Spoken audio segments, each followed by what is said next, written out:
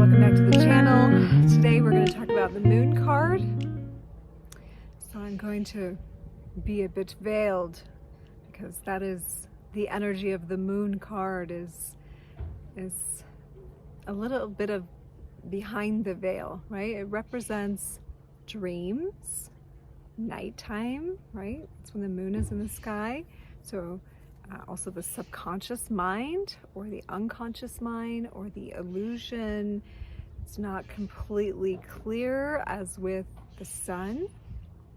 The sun is next, so we haven't done that one yet, but the moon is representing, sometimes it's not what you think that it is, okay? So it's associated with Neptune, Pisces, but also Cancer, because the moon does rule Cancer. Excuse me. So we have the crab in this version. This is the Palladini Tarot by David Palladini. There's two towers in the picture, and we did just come through the tower moment. And this kind of looks like an eclipse to me in this card, which I think eclipses are powerful, especially like this week we just went through a lunar eclipse. And so a lunar eclipse in Pisces, so we're very much in this moon energy, which is deep-seated stuff, surfacing, coming up for examination, for questioning, like, is this real? Is this not real? Is this just my fantasy? Is this a dream? Is this some repressed thing that I'm manifesting? It's all very moon energy. So if the moon archetype is showing up for you, like in a relationship, it might be, either number one, subconscious stuff is surfacing and wants to be addressed, or there's something that you aren't seeing yet.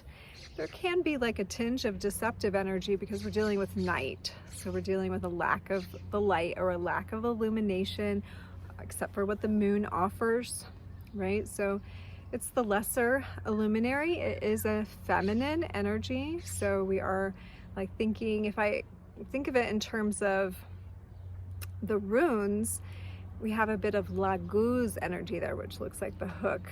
And that is a feminine rune, and it deals with the unconscious, but it also deals with healing. So a lot of times people put a negative spin on the moon, but it's like, if you can address those patterns that are in the subconscious, that is the healing work.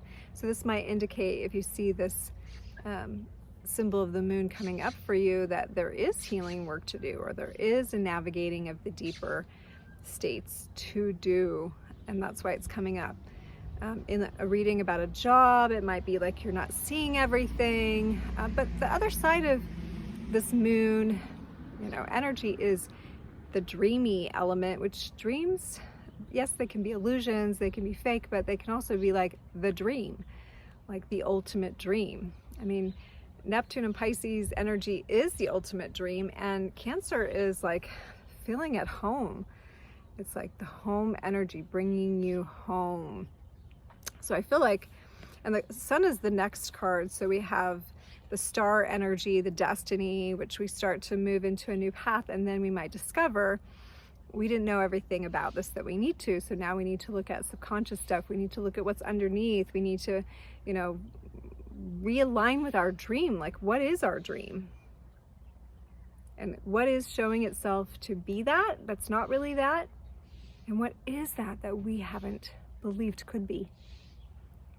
So with an eclipse here, it's almost like the sun's beams are raining down behind this, and we have duality, and we've got like the river is leading there, right? The flow is leading to discover what's behind the moon, to discover the fiery raindrops, it looks like, fiery ways that are ahead. Like the sun card is ahead, which is back to innocence and back to that feeling of childhood, which Cancer can represent early childhood, home feeling. So we're on our way back to authenticity, which the sun card really represents, is like the innocence and authentic nature of a child. But the moon, we're still maybe under some of the illusions of the journey and all the traumas that we picked up along the way. or that this is still some of the uncovering. So a lot of times on our healing journey, like we're almost there, but we just have some unconscious stuff to unbury. We just have subconscious mind work to do. And it's like one of the reasons why I do the work that I do is like, yes, that is the key to getting to your authenticity. Do some of the work, uncover, like unbury what is emanating from you that's not really you now. It's old you. So find that, put it in its place in you. And then there's a new you that's actually like the true you that's trying to come through. It's not really new, it's like the original you. I like to use the practice Yoga Nidra, and when I studied in India, it was like one of the most potent things, along with mantra, and I mean there was a lot of potent stuff there. Karma yoga, super powerful. But Yoga Nidra is a practice that allows you to navigate unconscious and subconscious realms while maintaining consciousness. So you're actually learning the state of Turiya in Sanskrit, that is referring to super consciousness, which is not devoid of conscious, unconscious, subconscious. It contains all of them, along with a realized state, a God conscious state. So you become aware in all of the realms of you. And it's interesting when that happens, because you can still notice that a pattern is happening. I mean, actually, you can notice that a pattern's happening, instead of in hindsight being like, oh, that must have been a pattern playing out. Like in the moment, the more you do Yoga Nidra practice and work to develop this Turiya, you can be in the midst of something and be like, hold up, this is something from unconscious mind. So I'm going to restructure because it's illuminated. My awareness is there, and now this subject has brought it to my attention. So it is super powerful. It is a place that makes you more lucid in your life. So I highly recommend it, and I have a bunch of free Yoga Nidras on this channel, so please feel free to utilize those. If you have questions, let me know. I do have a Yoga Nidra study course where you can learn all about it and how to give it with scripts and everything on Udemy, and it's really inexpensive. Like all my study, it's really inexpensive, so check it out. I think it's called Conscious Sleep Practice on Udemy.com. Okay guys, let me think if there's anything else I wanted to mention about the moon. Just again, like the moon itself, we know waxes and wanes, you know, goes through these cycles of seeding a new thing, growing to fulfillment, fruition, and then shedding again. So the moon card can signify to you to notice what part of the cycle that you're in with certain things, right? And that actually watching the moon in the sky can be very illuminating, especially for women and your menstrual cycles and how you're aligned with the moon, and also anyone, like your emotional cycles. You will notice if you track, like journaling and calendaring. Today I was feeling this way, and the moon's at this, you know, phase. You'll start to notice that you do actually cycle emotionally with the moon. The moon is all about the emotional body. So this can also signify your emotions. And looking at, especially Cancer is very like emotional sign, sometimes a little needy, but wants to feel comfortable. So the moon can be bringing up for you like emotions that need to be looked at. And again, that can be the trapped emotions, and why I love to do emotion code work. I have one of my vices is bubble tea. I love the taro flavor, so good.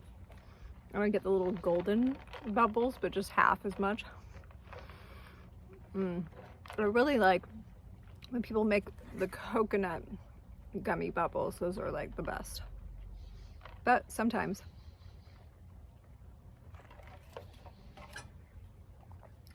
you gotta keep a little balance, right? Okay guys, well, that does it for the moon today. I love you. Thanks for being here.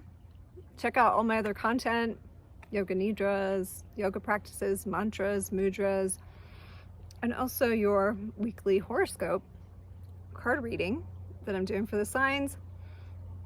Check those out. The equinox is coming up, so there will be special special something on that, and check out my divine union conversations. We're in those pretty good right now as we're coming to next level relationships in our near future. All right, love you so much. Talk to you soon. Namaste.